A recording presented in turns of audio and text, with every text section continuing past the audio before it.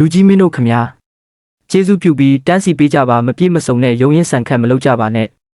သတင်းထောက်တယောက်ကမေးခွန်းထုတ်လိုက်ပါတယ်လင်းဆန်းခမညာကိုမိသားစုကစွန့်ပစ်ထားတဲ့တာမန်တခင်လေးဘဝကနေအခုလိုကဘာမြေကြီးကိုကဲတင်လိုက်တဲ့ကဲတင်ရှင်ကြီးဘလို့ဖြစ်လာလဲဆိုတာလူသားတွေကိုနည်းနည်းလောက်ပြောပြပေးပါဦးဗျာ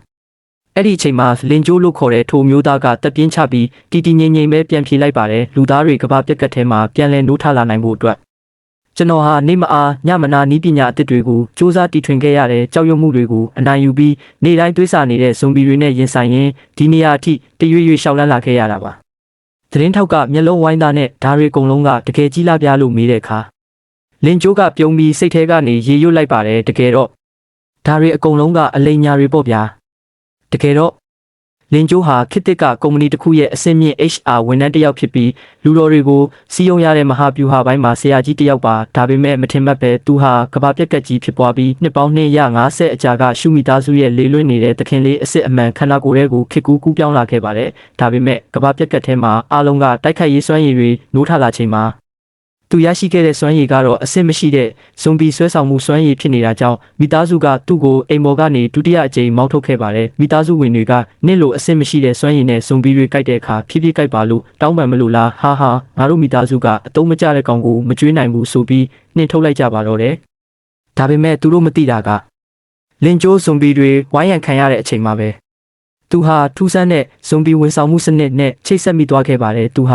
ာအရာရှိတယောက်ရဲ့စကားပြောအတတ်ပညာနဲ့သူ့ရဲ့ဇွန်ဘီဆွဲဆောင်မှုစွမ်းရည်ကိုပေါင်းစပ်ပြီးဘလောက်ပဲရက်ဆက်တဲ့ဇွန်ဘီဖြစ်ပါစေသူ့အောက်မှာမငင်းဆန်နိုင်ပဲအလုပ်သမားတွေဖြစ်ဝန်ဆောင်မှုပေးရအောင်လုပ်ပြလိုက်နိုင်ပါတယ်ဇွန်ဘီတွေဟာသူ့ရဲ့ကုမ္ပဏီမှာကောင်းကောင်းကြီးအသုံးတော်ခံနေကြပေမဲ့လင်ကျိုးအတွက်တော့ဒါဟာမလုံလောက်သေးပါဘူးသူကငါရဲ့ဇွန်ဘီအလုပ်သမားတွေကိုလူသားအခြေစိုက်စခန်းတိုင်းစီပို့ပြီးဝန်ဆောင်မှုပေးမယ်အဲ့ဒီအခါကျရင်သူတို့ကငါရဲ့မျက်စိငါရဲ့ပတ်စံဖြစ်လာပြီး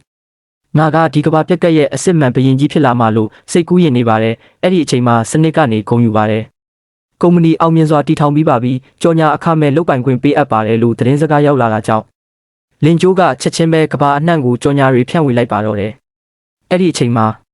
အရှိတောင်ဘက်ကလူသားစခန်းတစ်ခုကရိတ်ခါပြက်လက်နေတဲ့စူးစမ်းရှာဖွေရေးအဖွဲ့တစ်ဖွဲ့ဟာလင်ကျိုးရဲ့ကြော်ညာဖုံးခေါ်တန်းကိုကြားလိုက်ရပါတယ်အဖွဲ့သားတွေကဒီလိုကဘာပြက်ကတ်ထဲမှာဘသူကဖုံးဆက်ပြီးလူတော်ရေးရှာနေတာလဲငါတို့လိုချင်တာကစားစရာရိတ်ခါကွက်လို့ပြောပေမဲ့အဖွဲ့ကောင်းဆောင်ကတော့စခန်းကလူတွေငက်ပြက်နေပြီမို့ဒါဟာနောက်ဆုံးမျှော်လင့်ချက်ပဲဆိုပြီးထောင်ချောက်ဖြစ်ဖြစ်မဖြစ်ဖြစ်စွန့်စားပြီးကြော်ညာစီကိုလိုက်လာခဲ့ကြပါတယ်သူတို့ရောက်လာတဲ့အခါဘာစုံပြီးမှမရှိပဲအတစ်ဆက်ဆက်အဆောက်အဦကြီးတစ်ခုကိုမြင်ပြီးအံ့ဩသွားကြပါတယ်အဖွဲ့ကောင်းဆောင်ကသတိထားကြ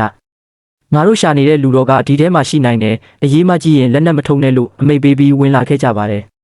်ဒါပေမဲ့သူတို့ဝင်လာတဲ့အခါရှေ့တန်းကောင်တာမှာထိုင်နေတာကဇွန်ဘီမလေးဖြစ်နေတာကြောင့် welcome လို့နှုတ်ဆက်တန်ကြားတာနဲ့အားလုံးကြောက်လန့်တုန်လှုပ်သွားပါတယ်ပို့ပြီးအော်နှလုံးနာစရာကောင်းတာကအ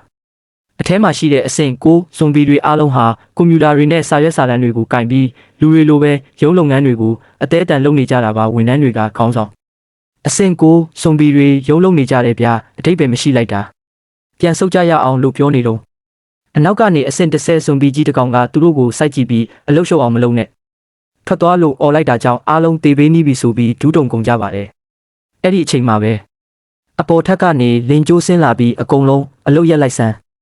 းငါရဲ့အဖိုးတန်ဖောက်တဲ့တွေကိုလန့်အောင်လုပ်နေကြတာလားလို့အမိတ်ပေးလိုက်တဲ့အခါတိုက်ခိုက်ရေးစွမ်းရည်မြင့်မားလာတဲ့ဇွန်ဘီတွေအားလုံးဟာရုတ်တရက်ညင်ကုတ်ပြီးအမိန့်ကိုနာခံသွားကြပါတယ်စူးစမ်းရေးအဖွဲ့ခေါင်းဆောင်တွေလည်းဒီလူကဘသူလဲအစစ်မြင့်ဇွန်ဘီတွေကိုတော့အမိတ်ပေးနိုင်တဲ့တကယ်ကိုကြောက်စရာကောင်းတဲ့လူပဲဆိုပြီးမြင်တက်နေကြတော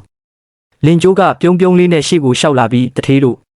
့မင်္ဂလာနံနက်ခင်းပါဗျာကျွန်တော်တို့ရဲ့ဇွန်ဘီဝန်ဆောင်မှုကုမ္ပဏီကကြိုးဆိုပါတယ်လူကြီးမင်းတို့ရဲ့အခက်ခဲမှန်သမျှကိုဖြည့်ရှင်းပေးနိုင်မဲ့ဇွန်ဘီတက်တော်ဆောင်တွေလဲဆိုင်မဲ့ဇွန်ဘီတွေပစ္စည်းတယ်မဲ့ဇွန်ဘီတွေအားလုံးရှိပါတယ်အခုပဲစာချုပ်ချုပ်ရင်အထူးလျှော့ဈေး80%ပေးပါမယ်ဗျာလို့စီးယုံလိုက်ပါတော့တယ်ကဲကဘာပြက်ကတ်ထဲမှာဇွန်ဘီတွေကိုအလုသမားအဖြစ်ခိုင်းစေမဲ့လင်ကျိုးရဲ့စမ်းကြယ်တဲ့ကုမ္ပဏီကြီးကနေဒီလူသားအဖွဲ့ဟာတကယ်ပဲဇွန်ဘီတွေကိုငှားရမ်းပြီးစခန်းကိုကဲတင်နိုင်မလားဆိုတာကိုတော့အပိုင်းနှစ်မှာဆက်လက်ဆောင်မျှော်ကြည့်ရှုပေးပါဦးဗျာ